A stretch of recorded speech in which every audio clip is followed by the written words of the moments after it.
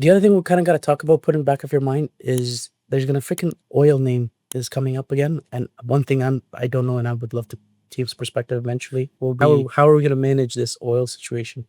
Like I think a lot of oil names will come up, and given that we're evil short sellers, should we be shorting it? Should we be pausing it right now? So let's go over intraday. I say intraday, but it's just stock with range. Oh, and I gotta go here and put a date.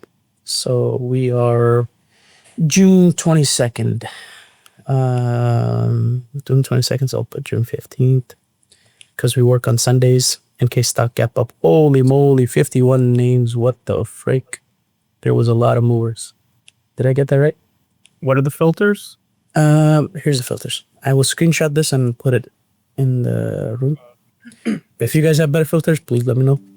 If you don't, forever hold your tongue and have peace and all that cool stuff that they say. And then I'll also go over the one preset.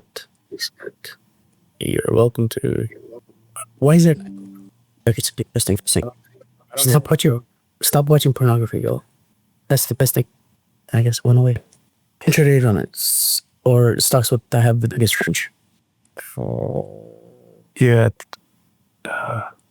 this is not only last week now. It's not last week. No. Good catch. Thank you, sir. We are June 15th, confirming, yes. June 15th. There's still 51. That's crazy. Do you guys find that crazy? I increased the volume to 5 million and pre-market volume to 2 million. And then I got 27. Oh, yeah, you're right. Wait, increase the volume to 5 million? And pre-market volume to 2 million. I didn't, for the ones that like fade intraday, do you think the volume, it's probably 5 million, 10 million, right? This is intraday runners. Okay. I was talking about gappers. Yeah, gappers is easier. Yeah, they still get 5, 10, I would say. Then let's increase this to, let's say, 4. Because I think some of the Chinese name, they have no liquidity. Oh, no. Even though we try to avoid Chinese names, because everybody on call is racist. Oh, man, I can imagine one day we're going to get so much heat because of all the dumb things they say. You know, these racist guys jump on something called PSCA. Any dilution guys know what's going on here? Was it dilution or this is an interesting? Yeah, intraday offering. Oh, okay, so they were anticipating an offer. Okay. Yeah, it was a big opportunity actually. Technical wise, that's off. As a book that high does a liquidity event 3 times up. It's crazy. Well, I guess this is one. I would for sure they would have gotten me here. Might have maybe here, right here. So yeah, it had low cash. Was there any signs that offering we knew was coming other than low cash and shelf and effect? Because it had an ATM too, I think. They had the S1. So the quick question comes the line. Yeah, because I saw ATM and equity. I'm looking at it as well. Is there a way to know that they're going to use the ATM versus an S1? Well, I mean, whenever they have an S1, that's what they're going to do. I mean, for the most part. Okay, so S1 you think takes precedent over ATM? Yeah, if they have a pending S1, there's a reason why it's there. Let me see. So 2024 S1. But that S1 was from December. No, is it a new one? Oh yeah, it's a wild one, yeah. A few days before that, which June. Seems to be a new trick there in town. Hey, it's a good trick. So learn takeaway here is S1 was filed a few days ago, pending effects. And I think Dilution Tracker mentioned something, JJ, that if it has some sort of filing that it can get. Did you see that post? They filed a draft, but they filed a draft already a month ago, but this draft did not show up until this one got filed. So this is also something new to me. I learned it this weekend. So it was really interesting. And actually APVO repeated the same thing on Thursday. Okay, wait. So let's break this down. Because usually you need some amendments Most of the times, at least in the past, it was like this. But nowadays, it seems there is a way to file the S1, and 2 or 3 days later, you can drop the offering. Okay. Yo, this is really, really cool. This is really, really cool. JJ, have you found this to be a pattern too? The draft where it auto gives effect once it's filed? So I didn't actually know about this either, but yeah, it's a DRS. Like, I mean, I knew about it, but I didn't know that it meant that they had actually prepared the S1 ahead of time. I don't think it necessarily means that they don't need an amendment, but I think it's more likely that they don't need one because they had already prepared it and had like legal review and stuff like that. So when does this draft come into like a few days before? It shows up retroactively. So the thing is, what'll happen is they will have already done it. It won't show up in Edgar, but then when they file the S1, then you'll see the DRS come out with an older date. So they'll show up retroactively. What comes first, the effect or the DRS? The S1 comes, and if they had done a DRS, then the DRS will come out as well with an older date, and then the effect comes when they do the offering. Basically, all it basically means is that the S1 can potentially be ready for effect without any amendments. yeah. So basically, they've done their work beforehand. Now, the elephant in the room comes is how do we take advantage of this? Will the DRS, from your experience, I think this is a data point we need to track. Does it come 1 day before, 2 days before the offering, before the gap up?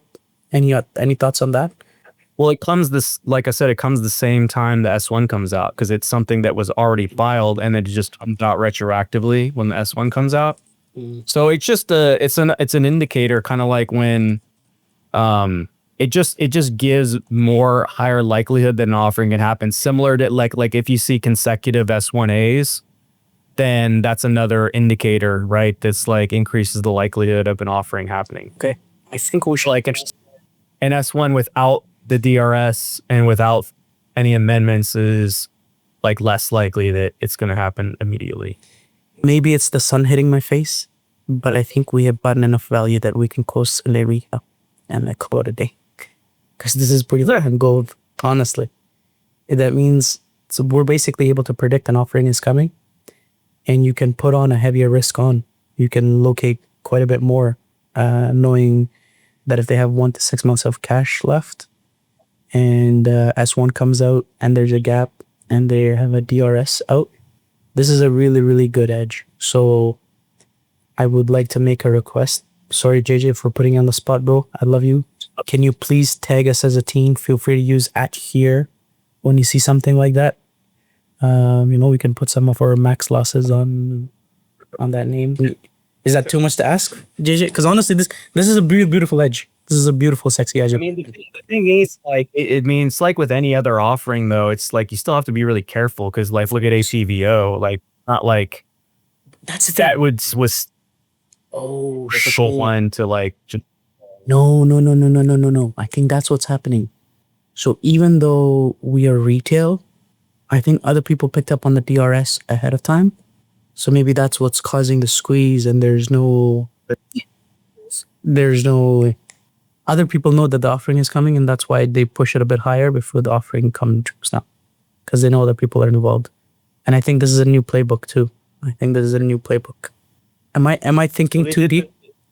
That APVO? No, I mean, it's it's just like you said, it's playbook. Like they did something similar with ALUR where they ran it like that. In my experience, that type of move before an offering is very rare. Like you almost never see that kind of move and then the offering drop. It's almost always downtrends in an offering announcement. So, but they did, like I said, they did do it on ALUR, where Roth with Wonderwriter, they did like the same. The chart was the same. It just happened earlier. It happened before in pre-market. Roth, And was it the offering at the? Roth was involved? Yeah. I forgot how to spell Roth. Just put ROTH. And then APVO this, and then PCSA. Okay. So the takeaway for me for this one, sorry for speaking a lot, but if we have a DRS, I think everybody else is going to be involved at short as well. So they're kind of going to disobey the technical aspect, which makes risk management really hard. But the risk reward is there. The edge, I think, will come from just having a bit more low rates and being ready. The technicals, like I think we talked about it last week. Anybody that quote unquote cut APVO was very lucky that didn't obey risk and things like that. But now we know that that's in the playbook, and they have done that 3 times. You think APVO? I don't have the other one. JJ, you're saying it had the same price action where they pushed it higher, and then they did an offering. Yeah, ALUR. Are the rest of you guys excited? You excited about that too? Or is that just me in my head, and I'm just like, oh, it's nice. Yeah, like JJ said, I think that's the reason why we get so many crazy moves on these, right? Like even for long plays. Oh, the long play would be tough. I mean, I guess we could. I mean, APVO went from 7 to 4. Did it run 100% off the open? Yeah, I think it ran 100% off the open. How would you guys play something like that? Just kind of wait till below VWAP, or? I mean, I did honestly, like I don't really think there's anything you really could have done about that one. Like Afghan said, I was lucky because I just happened to have my finger right over the button when the offering hit, and I just like clicked it because I don't even have hotkeys. I'm not going to get into why I got rid of them, but like I think a lot of the people who were able to catch that offering were like honestly probably lucky. I mean, it's a tough one to find a good spot to get in. Look at it; it's just going straight up, and then they drop an offering. Like, how are you supposed to manage risk on that one? Yeah, I got lucky on that. I think that bounce though, after that 5, it hit 5 and bounced to 7. That trade was underrated. But other than that, I couldn't find a good way to trade it. I think one thing. I mean, I shouldn't say lucky. I'll say lucky if you were like adding and adding and adding. If you were like patient and then you were just waiting for extension, right? Then that's, it's all. I know some guys are probably just like adding and just like got bailed out. Yeah. That's horrible trading. I think that's a blow. But a cleaner. So I got stopped out on it 2-3 times, and it's just the structure seemed like it was gonna fade, and I tried to. So one way that I think we could participate in something like that, especially when it pushes that high, it's the same basic 101 stuff, and it's something as opposed to being fearful of. We need to really put emotion to the side and know longs are involved, so it's gonna have a really nice range. So long story short, what I'm saying, on the first vault after, we should participate in the offering. So you can participate in the auction. So once it gets halted, it's called an auction. You just place an entry using MMO, MO, or whatever different routes. There's so many ways to message after. I can let you know. But whenever as soon as it unhalts, you'll put it. Yeah, I didn't know about that. Abel was talking about that on voice. How do you not know that? You've been trading for 10 years plus, bro. I didn't know about that. Hey, I had no idea. That's the beautiful part about the group session we have. Yeah. Participating in auction, in my opinion, that especially knowing there's a lot of longs, unless like it does 200 million shares and the offering amount shares are like 500K, then I would be cautious. But other than that, I think it's pretty safe, especially if like doubling the float or outstanding shares that you could just, the first halt, just participate in the auction. Have a wider stop, but just hit it a bit hard. Instead of 1R or 0.5R, put like a 1.5 risk versus a high 1.5R. Good session, sorry, and let's move forward. As a Canadian, I'm going to say sorry multiple times, so please get used to it. DWSN, dilution. DWSN. No dilution on it. Anything for this that you guys... Like, this is a playbook when it gaps up really high and then goes down, fades quite a bit. Even if it bounces here, you could short or have a white stop. Anybody have any reasons for why this one? I think that day there was just a lot of gappers. So, there's a lot of gappers. So the strength was just all spread out. So it kind of made sense to short some off the open because this one was noticeably weak. Yeah, I see that. 1, 2, 3, 4, 5, 6, 7. How would you have entered? What would you have risked at them? So this one I just entered right off the open, and I had some room for a second bullet if it wanted to push into VWAP. So I only got my first bullet. But does that bullet have a risk somewhere? Or me? Yeah, the risk would be like a VWAP reclaim. But keep in mind, like VWAP would like comes down if it starts pushing, right? Because there's more volume coming in, and then the line comes down a bit more aggressive. Okay. So had you, let's say, in a hypothetical worst case scenario, if this goes above VWAP and it holds higher, goes higher, you get, like, you don't add any, would you lose 1R or would you lose 0.5? Curious. Probably 1R, like, because if it like trapped a little bit more at VWAP, I probably would have added, and then I would have had the stop out for the full position on like a push above it, like a hold and push above it. Right. So yeah, my risk would be probably right around where your cursor is. Right. Be a bit higher. Makes sense. 860, 870, whatever. But no ads, you would have still lost 1R, is what you're saying. No ads, I would have lost like half an hour. Oh, okay. Gotcha. Okay, perfect. Nice. Okay, good to know. Thank you. I'm going to zoom through this stuff, guys. Please, don't make me ask you one by one. Please don't. Anything that's in your mind, just spit it out. Because if you have it, or if you have the question, or if you have the comment, likely somebody else has it, and we can build upon it. So we're all brothers here. Don't hesitate to speak your mind. Next one, SAFX. I guess any thoughts on this? How do we capitalize on that? Or it's low in cash? This one, I think this was a lockup play. SAMX. Okay. In Flash, in Ask Edgar, does it show somewhere what these lockups? Or you just Yeah, it's at the bottom. There's a lockup section at the bottom. Can you put it on the Sunday market recap? I'm posting it. I'll give you if you want. Yeah. So that's a good one too. The other thing I'm noticing here is the stock is obviously pushing really heavy, and then the ones that obviously fade 50% right off the pre-market high. What's interesting is a lot of the guys that were shorting pre-market get screwed, and now they tend to be fading 50%. So it's always this. I think that's a segment on its own too. Same pattern here. So they get blown up. That's crazy. Went up to $10 and opened at 3. So these three all seem to have faded like 40%, 50%. The logic here, that thoughts in my head, as we could see, there's like 24 mil volume, 14 mil, 17 mil. Is like if it pushes higher, anybody that was semi-begged in here would be like, oh, please, thank God, I got out on the wave. Any other thought processes on this stuff? On the ones that are fading or this thing? Stack is the same way. Wow, 3, 4 back to back. And all of these, this is ironic. So all of these ones have faded another 40%. And I think people don't touch it because they're like, oh, look, it has already faded 50%. But then you look at the return, opening price 320 and then fades 1. So that's a 50% fade. That's very cool. Very, very cool. Very nice. All of them the same. Not this one, I guess. Holy smoke, pre-market. Okay, it's 30 cents. DFLI. Oh, yeah. I think you guys showed it this.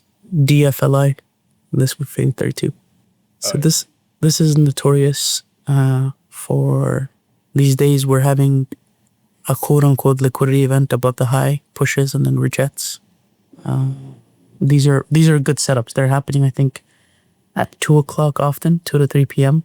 on stocks with a lot of volume, or kind of right off the open, which sucks because we may think, oh, the abnormal thing is to short this or short this versus the high, but stops them out. I guess you could always come back in here. Any comments on DFLI? Ben, have you anything from this stuff up here or DFLI? DFLI, I didn't trade, but I think you guys talked about this setup last week. I think you guys called it something like VWAP setup or failed VWAP setup. Yes. Brother Adnan educated us on that, which is very interesting. Yeah. This is the one where technically, sometimes this is supposed to be my long if this consolidates for a long period of time and it goes above and holds. So usually I'd be looking to ask somewhere here if it bases, and then my risk will be this. Any other comments, Ben, on the other tickers from earlier today, like the stuff that we talked? DWSN, there were a couple of tickers that had similar action where they squeezed like 1,000% in pre-market, then faded into the open. And most of them, they always faded even more into the close. There was like TNON, BON, I think, another one. And the other ones, they had a push off the open, like 30-40%. And then they faded quite quick. So this one was like an exception. And I didn't trade this one. Interesting. So when it pushes 1,000% off pre-market, some of them you're saying they push into the first 30 minutes? Do you recall the names? Yeah, TNON. What's up? This one's not picking it up. I guess it didn't have 40% favorite. Well, it was not this week. Oh, what was last week? It was last year. I mean, push of 1,000% in pre-market is pretty rare, right? Oh, yeah. That was. So it's an anomaly. You don't find that many similar tickers that push that much. But the ones that did, they had similar action where they always closed very weak. Yes. But Tinon, I think, was a day 2. But 1,000%. Yes, Tinon was day 2. But intraday, like in the past week or 2 weeks, you have found some stocks that have pushed. Like this one is pushed quite a bit, 500 to 600%. It opens weak and then it pushes, or no, not like these super low volumes stocks. I don't pay attention that much to them. If they're like the main gapper, then I see them. But the stuff that you have on your screen, I don't really see that. I have volume criteria in my scanners. What's your volume criteria? I think at least couple 100K shares. Oh, per minute basis? No, in total. Just in case if something pushes like 10 minutes before open so that I can catch it. But this one is pretty illiquid because you have the 3-minute shot on, or the 1 minute is even less. But this one traded 32 million shares pre-market and 42 million. I don't understand. Yeah. Can you go to 1 minute? But your filter is 100K per. And what's the gap of this one? This one's weird. So this one just randomly. Gap value is 34. It's really low. Yeah. This wouldn't be my radar as well. But DFLI would be on my radar. Yeah. This one was in play. Stack would be my radar because like 17 pre-market volume. Intraday volume was crazy. It was nothing intraday. It's very cool. Okay. Before we move, what's your volume criteria? You said 100K something. 100K shares in pre-market. Oh, okay. Yeah, that's normal. 500K, 600K, yeah. Okay, so I'm quickly going through this. IMRX, really nice fade. Pushes from 2 to 3, not bad. But some nice faders in here. IMRX, really low so this is low volume. Yeah, they have ATM. Frick, yeah. Low volume ATM. Low cash and ATM in it. That's what made this one fade. Let's look at how do we avoid losers or go long the evil short sellers. RGC is tricky. Wow. This is a crazy name. I hope nobody, I don't know if you guys were trading it or not. I was tempted a few times, but after reverse split, it just went bananas. I don't think anybody would trade it with us, right? So this is a good open range breakout. Any IPOs, I think. IPOs, AI related. A lot of venture funds want to spend money. There's a lot of private companies that have AI, and eventually they're going to come to the stock market and use it as an exit liquidity event. But I find IPOs and AI are something to avoid. So I guess that's just a long. I don't think that's a short. HUSA, really good candidate. We could kind of maybe talk about at the moment. So I'm sure you guys know, but in case you don't, the USA just got involved, I think on Saturday, where they bombed Iran's quote unquote nuclear facilities. So oil names are gonna gap up on Monday again. HUSA will be likely involved. These tickers, I think, will also get involved. EONR, USCG. So we can. So there you go. JJ probably did a way better job in mentioning these stickers. Oh, look at that. JJ the man. By Jeremy Keaton. Whale News. I will add some of them. UNO. JJ, do you remember the name? Are you of what? There's another. I wrote a bunch of letters. How do you say it? EONR? Okay. EONR, and I think EWSN is one too. Are you just talking about overall oil watch list, or are you talking about ones Yeah. that ran in the Oil watch list that ran in the past, small cap. That one edge I find is whenever sector move like that happens, as dumb as it sounds, but it's really good edge. Just go for the one with the smallest market cap, because you can pick yeah, up volume. I did that on GBR and I lost on it. That those the one ticker that goes every single time oil runs didn't do anything. It was full. You're just bad luck, bro. God has gifted you with the brains, but not with luck. Okay. I think BATL was one. What else is there? Do we have RBNE on there? Also, there's like kind of shipping, dry bulk shipping names went along with oil. DATL, you said? I will update that list. You can update that list after too. Yeah, I'll put together. I haven't done my research, but I'll put together a list and all the runners or potential runners. So while we're in this topic here, let's discuss as a group for 5 minutes. Each USA, all the other oil names. How are we? Don't be biased. Just speak from your heart. What are you gonna do on a Monday if oil name gaps up? Are you avoiding it? Are you shorting it? We're gonna dance. Where'd you go? What's everybody doing? Let's start with right, and then we go left. In my screen, I have Ben. Where's my? Yeah, I would look at the price action of the ones that have dilution, like HUSA, and I might still be short bias on them, even if they are like super in play. If they have enough dilution, then they can still use the volume to dump it, but only if the price action is good, you know? I don't think it has dilution though. HUSA. Am I wrong? I think we did an offering, right? 2 days ago? 3 days ago? Man, what was it? It was $2 million, which is like 600 shares, no?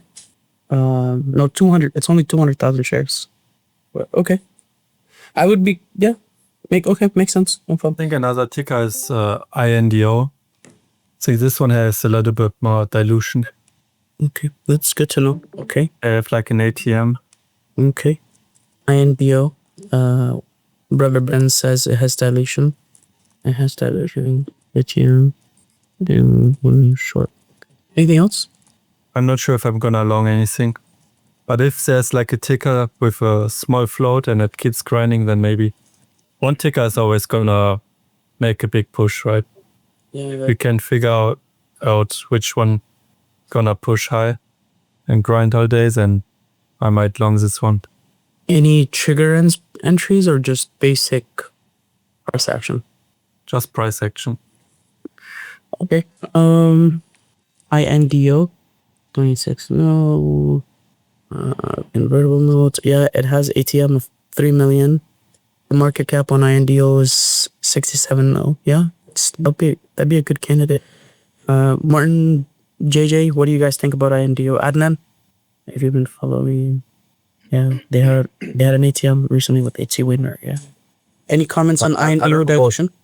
I don't know about any specific stock, but like I think tomorrow, if there's a bunch of names gapping up, I think I'm just going to be looking for the ones that are relatively weak, and then probably just be pretty aggressive with the covers, because it could be like similar to that first day oil gapped up, there was just so many. And then I think towards the end of the day, like there was a couple that maybe have reclaimed, and then the ones that were weak off the open, they just kind of stayed weak.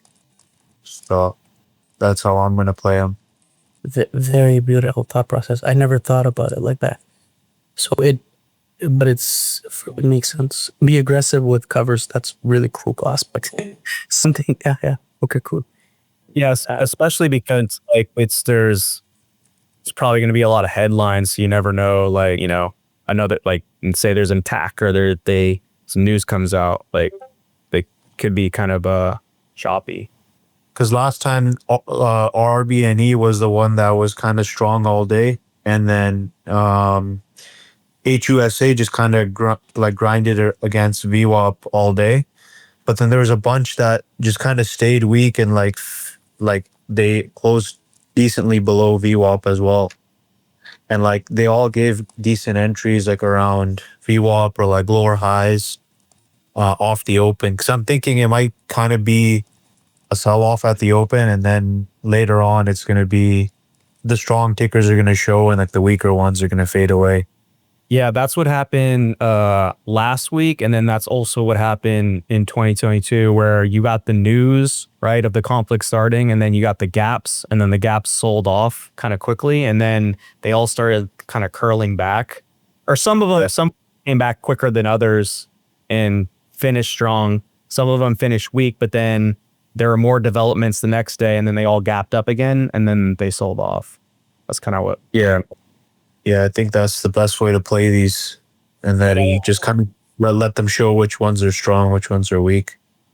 Yeah, I personally don't know how I would play it, because the thing is, like, these are all people trade these depending on what developments they think are going to happen, right? So like if they think that developments or news that are going to come that are going to be beneficial to oil, then that's where you get that curl up and they don't break down because everybody's kind of buying up, anticipating the news. And then I think Nate will mention this too, but like I think was it earlier this week, I think the oil names are kind of being bought up because people were expecting developments, or no, last weekend people were expecting developments over the weekend, right? And then nothing happened. There was zero news on the conflict or anything, so then all the oil names just like out.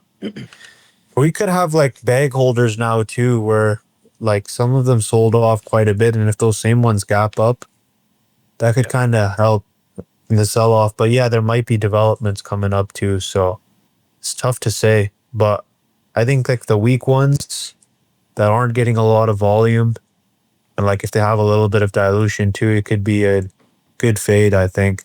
But yeah, it's all going to be about stock selection tomorrow morning, I think. And you brought up an interesting point. If there's a lot of gappers, I was actually, prior to our conversation, I was leading, because definitely we can't swing short. That's obvious. Thankful we don't do that. But I was leading towards, like, not sure or just before. But I think last time that was a mistake. Like I avoided any of the gappers, and I think a lot of them faded really nicely. So yeah, good point. If there's a lot of gappers and a lot of them, not everybody can have all of the attention. Some of them will fade. Yeah. Just gotta know which one those are. And I think for me, I'm just gonna take a logical approach. The best case scenario is it's my turn, but so the best case scenario, we see like 6 to 8 gappers and they're all oil names. We could put discretionary into it and be like, okay, well, these 4 or 5 look weak. Or the other scenario that I kind of like to do is I just short all of them, obviously with risk and price management, proper entries and blah, blah, blah. And then whichever one just pushes higher and is not obeying, okay, I eat the stop. Or whichever one's working, I just kind of add a bit more. If I am at like one risk, I'm at the 0.5, 0.7, and yeah, that will offset it. Yeah, and I think one of the mistakes that I made, and I think a lot of other traders also made, was when the oil names gapped up last week, they're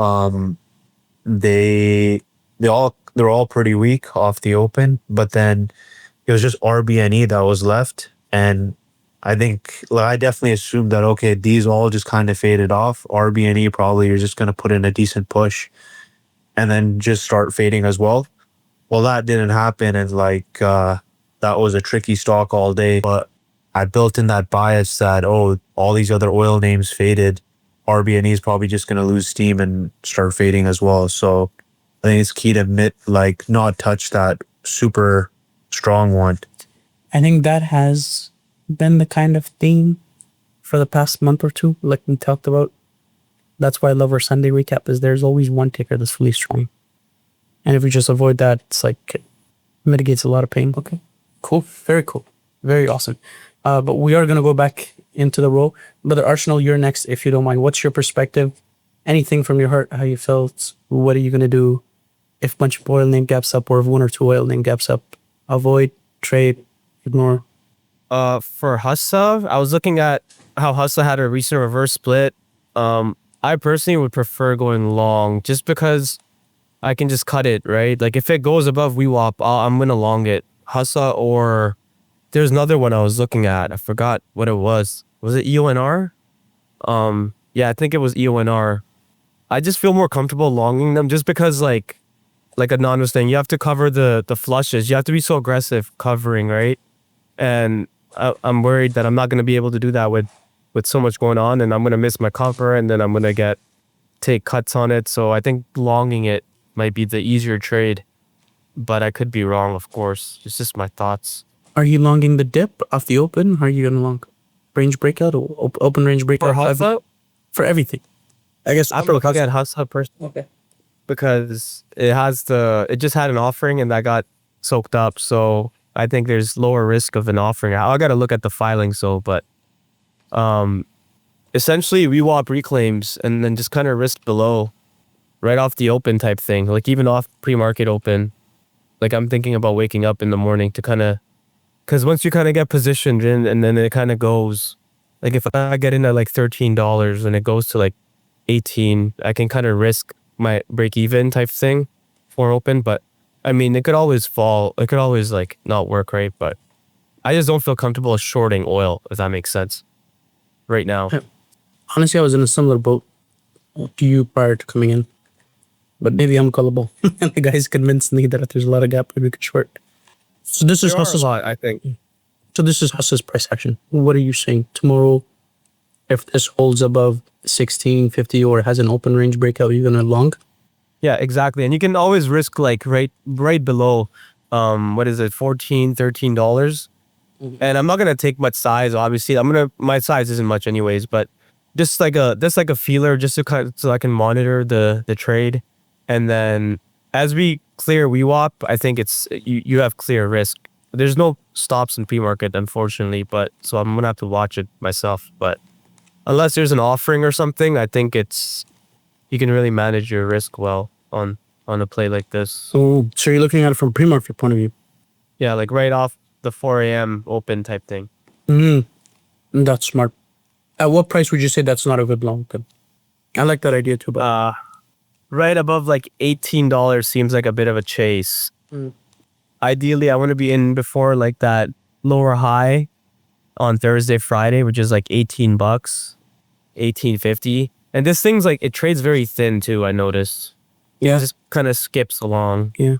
It's I think it was long this name from $3 or something, 360 or something.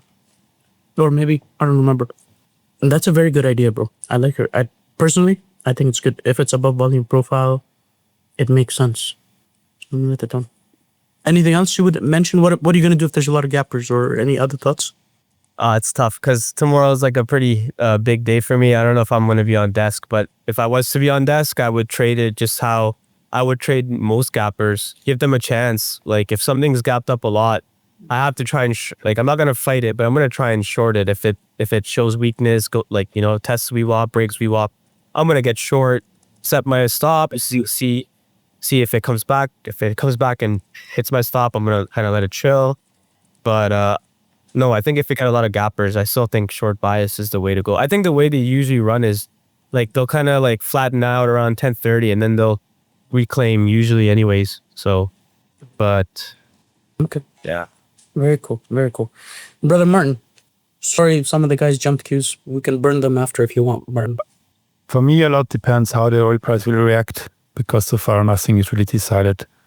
Maybe the gap up will not be as big as many expect, and based on that, we will also see the micro caps trading.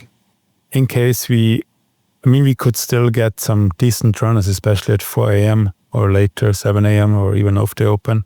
If the oil price goes higher, I will probably not long them. I will focus on the short side, and I will try to figure out the ones with relative weakness, or stocks like RPNE, who had 3 offerings last week or this week. If they provide a decent bounce, the certain levels, they should be some natural resistance there. How are you gonna? You said you're gonna watch oil.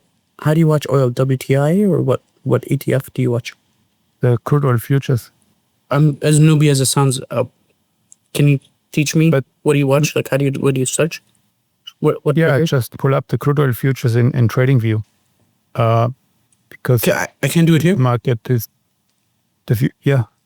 I don't know, in TOS probably as well. I think they also, it depends if you have the What oil? You can watch USO, right? USO, that's the United States Oil Fund. you can also watch USO, but only between 4 a.m. and 8 p.m. Oh. The futures, they start trading at 6 p.m. Eastern time today, I think. Oh, so we'll know in 3 hours if it's a good idea to.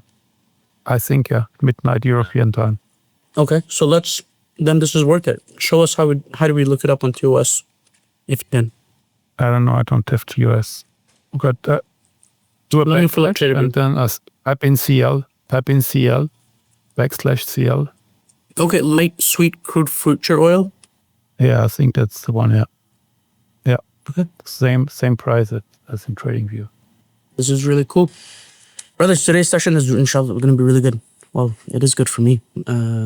So this, Brother Martin, he said this is prices. It's been a search rate.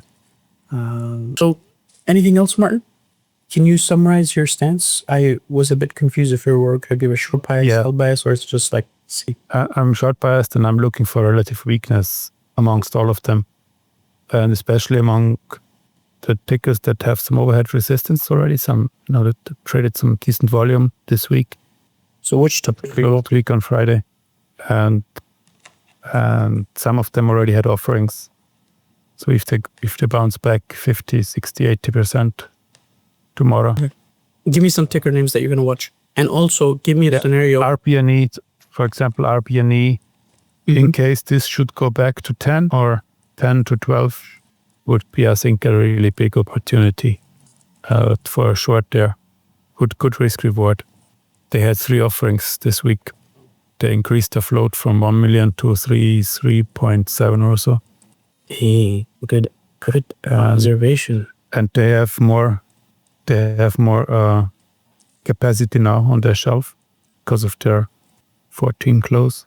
So could be that more offerings are coming on this one. So if this goes back, it closed very weak on Friday because they had an offering again on Friday. But if this goes back to 9 or 10, I would probably put on starter, even front side. So right now they can only do a 3.5 million offering. So far. I think, they can do another. Okay. So let's ask another tough question. What happens? One thing we always talked about is best case scenario. But Martin, we'll start with you. What happens if there's only one oil name or 2 oil name? What are we going to do that's gapping up? Same thing? What do you mean, one oil name? So I think the Gapping up? consensus, so the consensus for everybody was best case scenario. So if we have 6 tickers and 1 or 2 of them are strong and the rest are weak, then we're going to be shorting the weaker ones. What happens in a scenario that there's only one oil name? Because that's the tough scenario. Then I will not be. You'll not Right. interested. If What was it Airbnb? will only happen if oil does not gap up if oil gaps up, even if just 2 or 3%, then all of them will probably also gap up. So this is very likely.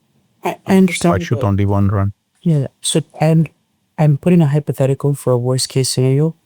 The way I look at life is if we're prepared for worst case scenarios, then nothing comes as a surprise.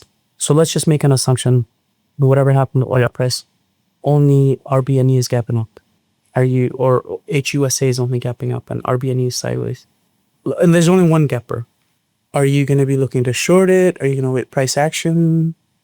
Or Yeah, then if there is only really one gap, then I will keep an eye on it, and I will watch certain levels from this week to trade against on the short side, depending on how strong oil is, right? If oil is not really, it is not gapping up, more than 3%, I would look for a trade on the short side, especially if this one ticker that you're talking is running 50%. Then I would look for a short trade against certain levels from this week. makes sense. Anybody else want to chime in? 1 or 2 sentence? If there's just one gapper, what are you going to do? I understand it's a low probability of the event happening.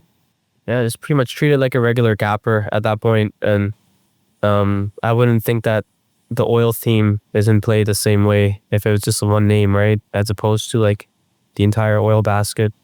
So I just treat it like a regular gapper at that point. That means you're just going to let the price action dictate if it's short or long, or would you avoid? Yeah, I would just because for oil for some reason, but just based on like the Ukraine and Russia conflict, I remember the way oil prices, like these small caps reacted. I think back then it was INDO. That was the one that went from like $2 to like 20, and then it faded back down to 10, and eventually went to like 30, 35, and then had like the run to 80, right? So that's why I have like that bias in my head. But I think if just one name is gapping up and it's related to oil, I wouldn't be as worried about it holding up. Okay, cool. Yeah, I think overall we're probably just going to be cautious with it. Some of us is going to avoid it. I might lead towards avoiding it. Let's move forward. SRM. This is an interesting on the daily. JJ, do you have anything on SRM? I sold it right before it spiked up after hours. Does it have fundamental reason to be? As you said, you said there's anticipating an announcement or something. Yeah, I mean, this I played this is the same way, like MGOL, MLGO. It's a situation where they multi-day runner. Basically, whenever there's a lot of shares that could be sold, but they're not selling them, that always is going to start becoming more long biased, because you got to wonder, like they bought at 50 cents and they don't seem to be selling anything. So you got to wonder why. And also, not only that, the only 2 other deals that these guys were involved in were DOMH and UMAC. And you look at those charts, just had massive moves. So I'm still bullish on this one, actually. If it like breaks 11, if it flushes people out and then it starts coming back up again, then I'll probably long. Cool. I guess moving forward, this is RBNE's chart that came if it ever traps and does the same thing. So it looked like pushed off the open and does that 10 a.m. fade look, and then it reclaims. So I think if this happens, then I know you're my beautiful, amazing friend and a scanner.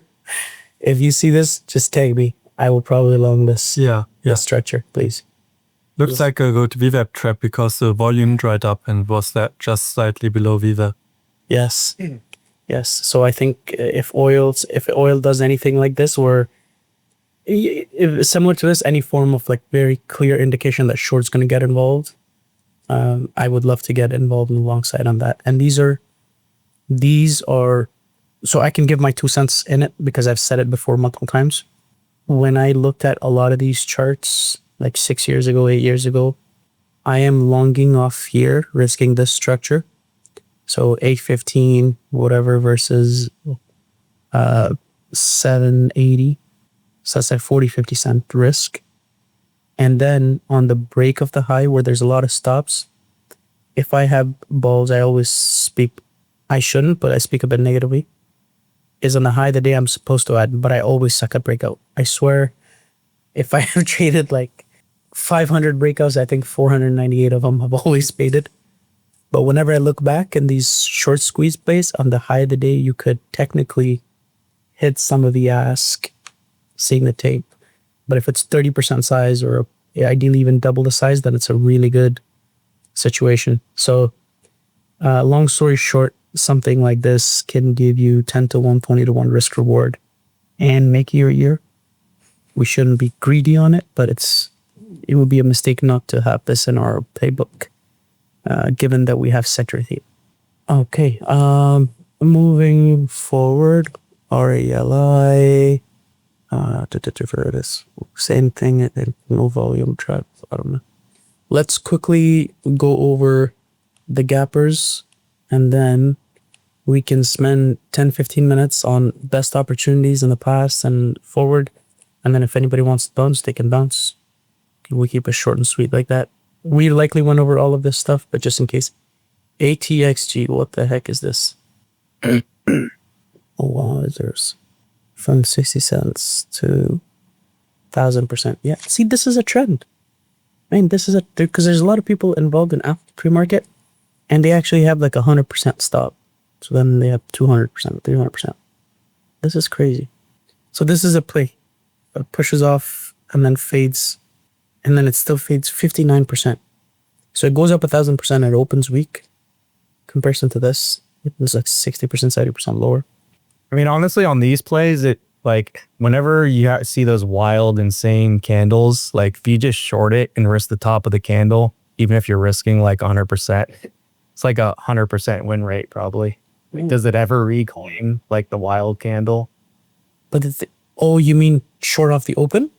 No, I'm just saying like, aren't we? That we're looking at one of those like wild, like 300% 1 minute candles, right? Honestly, bro, I think there's a bunch of people that There might be more. this is 1,000%, JJ. Or whatever. You know what I mean? Like over the last year, 6 months, we've seen some of these like insane 1 minute candles. I'm just saying like when you see that, it never reclaims that crazy candle. I know what you're saying, but I kind of disagree with it because I think the guys have the same thought process as you. Historically, the style. When have you ever reclaimed the crazy candle? Give me one example. I can think of on the other ones that we saw, the stock would go up like 500%, and then it reclaimed multiple times. Probably DSWN in here maybe. So I guess where do you short in here? It goes from 90 cents to 50. So that wouldn't really count this quote unquote crazy candle. I mean like the 1 minute candle that goes up 100%. Isn't this 100%? So there's guys, JJ, that have this in AlgoBix. That's what I'm telling you. So they short exactly when the stock goes like 100%, and they have like 100% stop. So this candle is a 3 minute candle. If I switch to 1 minute, I bet it went from 3 to 6 that's 100%, yeah. And like 3 minutes probably this went from here to here. That's crazy. Yeah, man. Fair point, but I don't know if I agree with that pre-market stuff because getting caught 1,000% seems very common. I think it's in my books, it's a dangerous play. But off the open. I'm joking. I'm just saying I've never seen like a Tenon or like a GRYP or SRM candle like reclaim. I mean, SRM eventually reclaimed it later, but not after the blowout candle. Yeah, I guess once the big blow up happens and a red candle fade happens, you could argue that can't really fade like from 2 to 4. Like the odds of reclaim, I agree with you on that red candle after the big fade. It's there. In here, this is what you're saying. So from $5.50 to like $3.50, that's almost 1,000%. It's fucking crazy. That's crazy. And then it still fades 56%. Okay, so offering plays, this in here, we talk about the same thing, makes it tougher. KDLY, is this, isn't this is it a bar candy or is it an electric vehicle? Or is it a devolution? KDLY. Anybody traded this? KDLY? This So was what about- last month, right? Yeah. Oh, I got this. Ugh, sorry. I apologize. June 15th. I apologize, brothers. There's only 19 gappers. Okay. Yeah, CA, we talked about it. Stack, we talked about it. Yeah, here's $2 to 8. Breakout stop, continue. Gappers, SRM. Interesting price action. KWE, tough price action. Pushes off the open. RYDE, wow, super tough price action. The 18th. See if it faded nicely out, yeah. Okay, so I think we've summarized last week's action, gappers and big range, and how we can cap out. We talk about whale. What we could do is let's best opportunity. Ben mentioned this, and I think it's useful. Best opportunity we could talk about, and also what was the takeaway from today. If we all mention it, it'd be really cool. And then we could just call it a day, unless whoever wants to stay, or wants to bounce. We keep it short and sweet. Unless you guys want to, any other comments, anything else you guys want to talk about? We'll start from the bottom up. Brother JJ, is there an opportunity, like best missed opportunity you had, or an opportunity in the future coming? Keeping it short, precise, like 1-2 minutes, and then maybe 1-2 minute on your takeaways, personal summary from the recap, and how you're gonna next one. Yeah, I don't think there's really any like huge opportunity that was missed. I don't really see any huge opportunity upcoming because I probably won't participate in the oil stuff, to be honest. I'm just not like, I mean, of the 10 years I've been trading, I don't think I've ever traded it well. So I think I'll just sit it out. And then what was the other one? Like takeaway. Yeah, I guess one thing that I could do better is what Adnan had mentioned was that when there are like a ton of gappers, actually, sometimes I shy away from the themes when it's like super hot, but if there's just like a ton of things popping up and running, like it actually is a good opportunity to like try to focus on the weak ones. Because the fact of the matter is that, out of 10 things that pop up, really like only one of them's gonna hang around. So that's my takeaway, is to be aware of the, if we get that kind of action where you just have like a lot of things running, look for the weak ones. Brother Ben, best opportunity from past week that was missed, or best opportunity coming up, and what your Sunday takeaway was?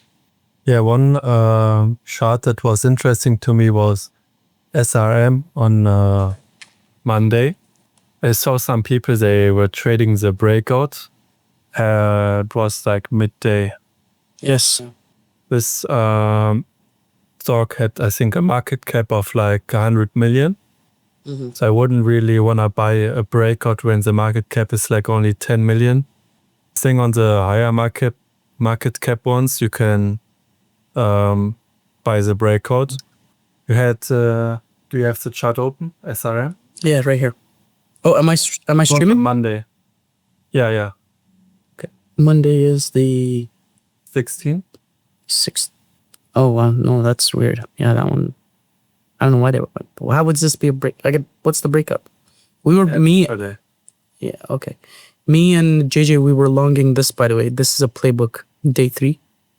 We were long off of like 10 in here, something like that. And I think a lot of us were long for this breakout on this day. But okay, we'll go here.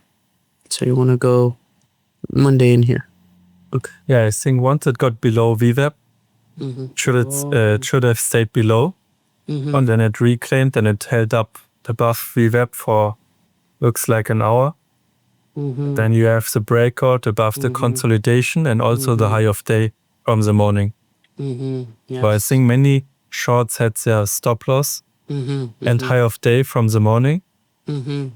And after that you can trail it with 2-minute bar by bar or set into strength. Interesting. Yeah. Very cool. This is a nice long setup too. Yeah. anytime we can identify that shorts have been trapped and it's holding above VWAP, it's very good. Okay, cool. So that was your that was your missed opportunity last week. Yeah. Appreciate you sharing. Okay. Do you think there's any good opportunities coming this upcoming week? I think on Monday I will look in pre-market and I will long similar price action on oil related stuff in pre-market. Okay. Because one scenario could be that we have tons of action in pre-market, very big runners, and they could all fade into the open. So one way to be involved on the long side might be to long bullish price action in pre-market already, especially on oil stocks that have a very low float. Things they can really run because the seam is really hot. Yeah. So TPET, EONR are some of the names that are oil that I think that are low market cap, and then USCG as well. And I guess these Yeah, I these think names. there might be new oil names coming up Yes. we haven't heard or haven't had on our radar. So I think it'd be TPT, Oh. EONR. These ones didn't run, and I think their market cap, I believe, is like 20 million, 20 million, 9 million. No, sorry, 50 mil. Floats. Yeah, EONR looks like 10 million. And then 10 million market cap. Yeah, and TPT, this is a 10 million market cap to 11 million. So these are, if volume kicks in, they'll be good. But okay, this one too. USCG is known They for. look pretty dilutive, so I would just go for one big run, and Yeah, I wouldn't really want to hold them for multiple hours because there's always a risk of an offering in these two stocks. Yes, and I think also because they are dilutive, it's a very good chance that it would run up because of lower cash and Yeah. higher. But They could use the seam to pump and then pump it. by the way, I'm a bit biased, so I hope just to be very open, transparent, because I am looking. I'm only long like 1/10, but I'm waiting for like some proper price action reclaims traps to probably go long in that as well. Okay, so you're long in pre-market. That makes a lot of sense. Yes. So to see how these push pre-market, yes, we take a look here. It's just same old. And what's the other one? Husa. How did that run pre-market? Same. Wick wash up, reclaim go. And it broke the low once, and then it reclaimed kind of. But cool. So next week, what's your takeaway from today's Sunday? That was just my preparation for tomorrow, and all the other stuff was just recapping. No, from the voice chat today, what was your summary or takeaway from the recap? Did any points stick out? I think I'm not gonna trade anything that you guys mentioned in the beginning of the meeting with the offering. It's not really my cup of tea. I might have a closer look to the stuff that you mentioned with the big pre-market runners that dumped into the open, because you said they can still fade a lot, but most of them were quite low volumes, so I will only trade them if they are really in play and have a bigger gap. Okay. Let me summarize quickly the DRC. The DRC, the stuff that we talked about, it just gives you a little bit of an edge in, like, if you're shorting some name, knowing DRC is involved, it's basically just means that legally everything is done. So it increases the odds of offering. You know how Martin shorts the offering? He's very good at it. So you can be ready for that. And yeah, I think it'd be a very dumb idea to catch it without the price action. But overall, it would be, in my personal book, I think it's really, really worth the time to research it. I think it's almost mandatory to understand further, because if you are trying to long, and I think you have been trying to long, you don't want to get caught. If an S1 comes out and it has a DRC, I would be cautious with that. Or Yeah, that explanation makes sense. if you are trying to short, just have a bit more locates, or know that hey, it's offering something's gonna come. Okay.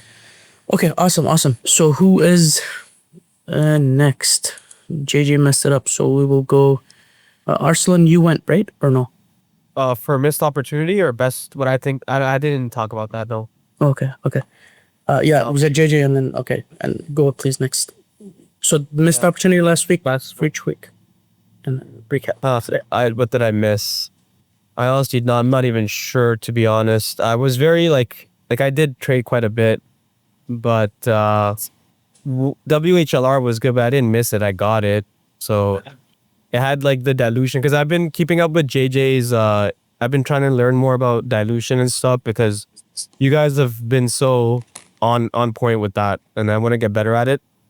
So I thought that's what kind of kept my conviction on WHLR, and try it so many times, because I saw JJ write down that he explained it, that the dilution was there.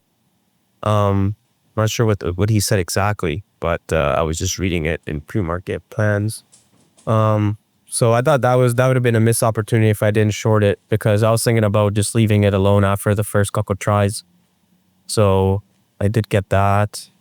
Other than that, I guess SRM long, but I missed that. Yeah, SRM long, like how Aaron the plumber was saying. Aaron the plumber. I swear one day he's gonna get rich and he's gonna start a Parnella Foods gonna called Aaron the plumber. That's any opportunity that you're next week that you're gonna play or variable that you're gonna be like, hey, I'm gonna do this for next week. This could be coming up. No, nothing in particular.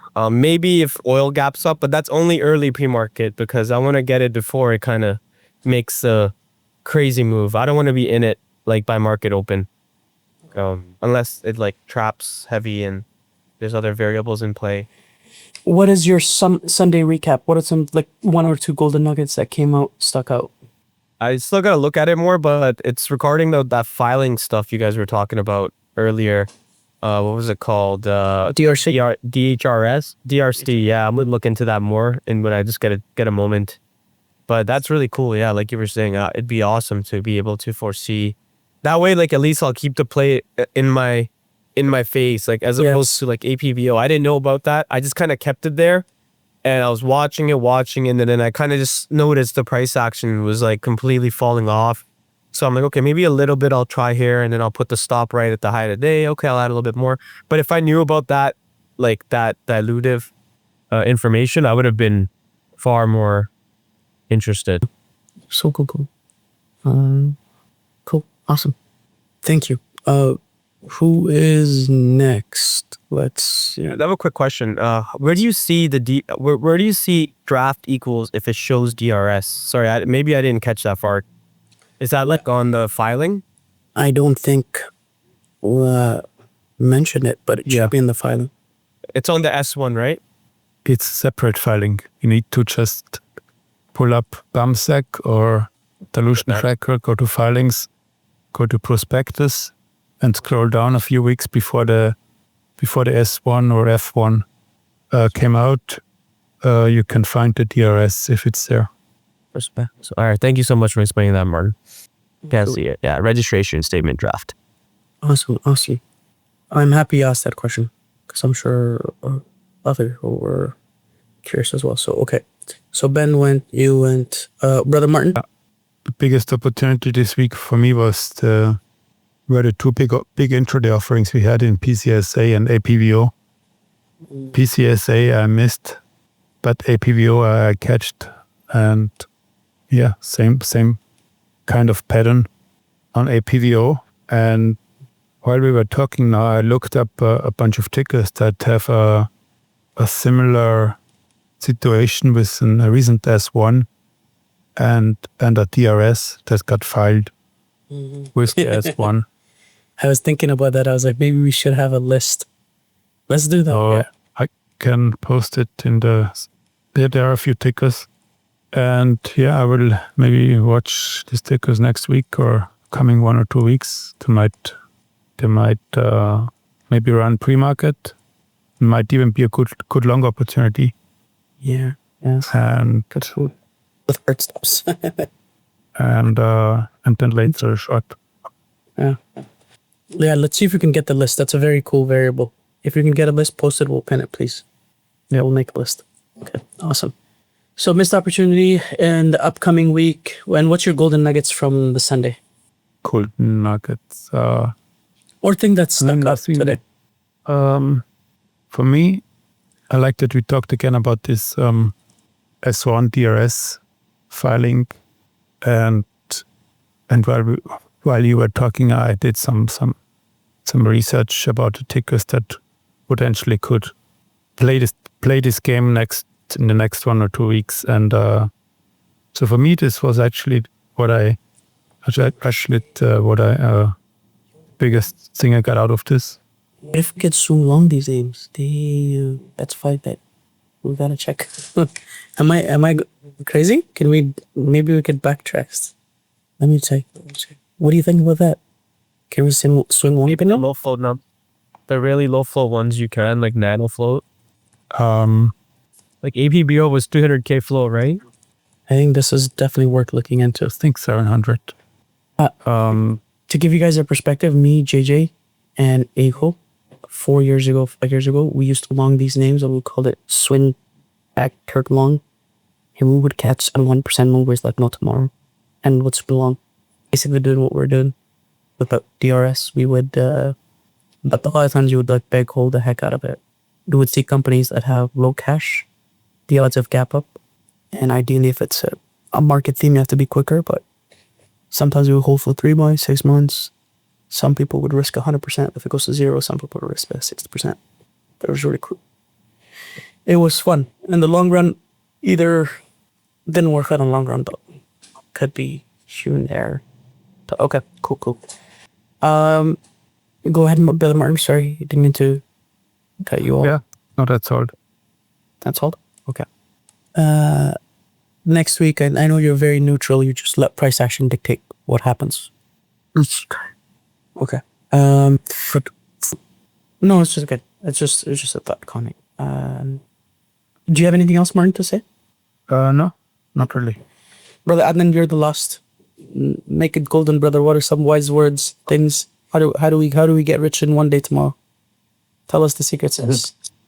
All in. I don't know that, but so what were you asking, golden, or what to focus on, or what was the question again?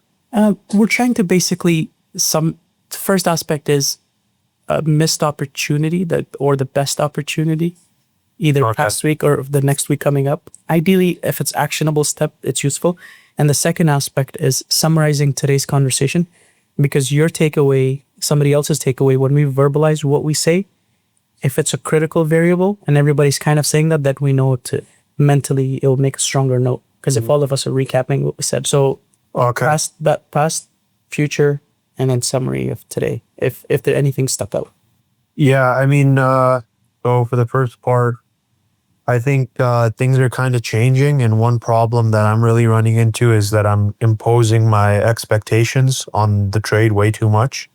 And so, I mean, just kind of focus on what's always worked, which is just recognizing a good setup and just putting your stop in with the correct size, and just, not imposing my expectation that, oh, this thing could go here and therefore I need to pyramid aggressively, or, just focus on like good entries, good exits, and right position sizing, and just letting the market play out, right? And then and not straying away from my system, right? Because I've noticed things are fading less, especially for bigger gappers.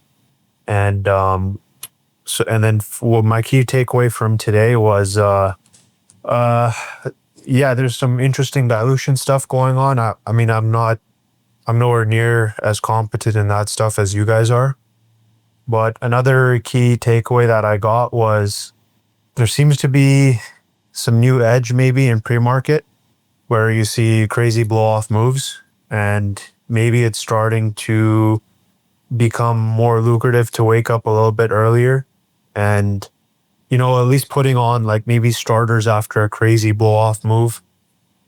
And since the range is so crazy, maybe there's some money to be made, right? You can keep your size small and still get a 30-40% fade into the open. So that's something I'm going to be watching for in the future, and then maybe even start taking that trade if it starts to consistently show up. So while you're doing that, let me chime in on it. There is a lot of quant guys, big guys in the past. These guys have made like 7 figures, but they're the ones that are blowing up. And this is why when JJ was mentioning it, I think I was a bit hesitant. So if you look at the data for the past 5 years, on average, I'm making some of this stuff up because I don't have the accurate number. I have a rough ballpark. What they would do, Adnan, is they would short when the stock is like 200%, and 100 they would short with like 75, and then it goes to 200. They would risk add another position to it, and then all of the stops are like 100% stop wide stops. So pre-market is low volume, so that's why their blow off is happening. That's why it's like up 1,000% stop. I'll like if I were to take that trade, I would never approach it that way. It would be like, I know you're gonna wait once until it goes down. I know. I know. yeah, you're once smart. it's starting to drop, then I know where the top, like where to risk off of. It'd be like a pretty wide risk, but Yes. it would. I'm not shorting the front side at all. I'd let it top out, and then once it's started to fade 10-15%, then you can speculate that, okay, this thing's probably done now. Never in my mind crossed that you were gonna frontside short. I know you're smart in the aspect that you would wait for the blow off, but just wanted to give you a perspective of why my 2 cents why it's happening. But yeah, you're right. Once it tops out and it like fades 50% and the stocks push up 500%. But there may be times, the point that I was trying to make is there may be times that the stock looks top heavy and it's like a 200%, 150%.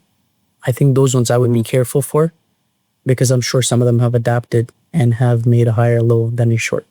But the point being, if it's 500% or 600%, and then that blow off candle happens and then it fades 30-40%, that one's a lot more lucrative than if it's 150%. Right. Yeah, that's all cool. Okay, anything else that stuck out from today? Anything else that stuck out, or any other thoughts? No, I think that was mostly it. Okay, awesome. So, keep it short, sweet. Anybody else has any other comments that they want to mention before we, Martin, Arsenal, or Ben? Everything seems good. Well, I appreciate you guys. I learned a lot today. I'm enjoying it. I personally feel a bit better. I think as our market recap is getting a bit shorter and a bit more precise and value add. I hope you guys are enjoying it as well. The small little implement small little increment improvements. As always, if anything else you guys want to see improved, let me know. Yep. So have a wonderful, beautiful day, guys. Thank you. If you guys made it this far, that means you liked it, you enjoyed it. I hope this was useful, beneficial. Feel free to write in the comments what you want. And also, if you are a trader that has made 7 figures in one point in your career, 7 figures profit, and you want to see if we're a good fit, shoot me a DM and Do Good Capital Twitter handle. If somebody approaches you, just don't get scammed. Have a wonderful, beautiful day. I hope this is useful. Share it with somebody you think that would benefit from it. And thank you very much.